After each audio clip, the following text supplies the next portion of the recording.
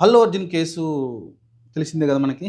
ఏదైతే సంధ్య థియేటర్‌లో ఎళ్ళినప్పుడు అక్కడ ఒక మహిళ చనిపోవడం గావచ్చు, వాళ్ళ కొడుక్కి సీరియస్‌గా ఉండటం, 'శ్రీతేజ' ఆయన సీరియస్‌గా ఉండి హాస్పిటల్‌లో జాయిన్ గావటం, వెంటిలేటర్ పైన ఉన్నాడు దాదాపు అప్పటినుంచి కూడా ఇప్పటివరకు ఆయనకైతే స్పృహలో రాలేదు. కానీ రీసెంట్‌గా అయితే డాక్టర్లు ఒక రిపోర్ట్ అయితే బయటకిచ్చారు. కొంచెం సీరియస్‌గానే ఉందని, ఇంకా సీరియస్‌గానే ఉందని కొంచెం ఇబ్బందయితే కలుగుతుంది. కానీ అతను ఆరోగ్యంగా బయటికి రావడం అయితే కోరుకుందాం. కానీ చాలా కష్టంగానే ఎందుకంటే ఇంకా క్షీణిస్తుంది. రోజు రోజుకి ఆరోగ్యం అయితే క్షీణిస్తుందంట గానీ, మెరుగైతే పడట్లేదు అతనికైతే. అదే చెప్తున్నారు వాళ్ళైతే.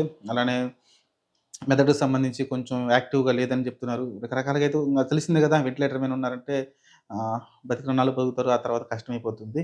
చూద్దాం అల్లు అర్జున్‌కి ఇబ్బంది కలగకుండా ఉండాలంటే అతనైతే ప్రాణాలతో తిరిగి రావాల్సిన పరిస్థితి ఉంటుంది. ఒకవేళ లేకుంటే 2 ప్రాణాలు కోల్పోయిన పరిస్థితి ఏర్పడుతుంది. అతను ఒక మచ్చగా మిగిలిపోతుంది అల్లు అర్జున్ కెరియర్‌లో.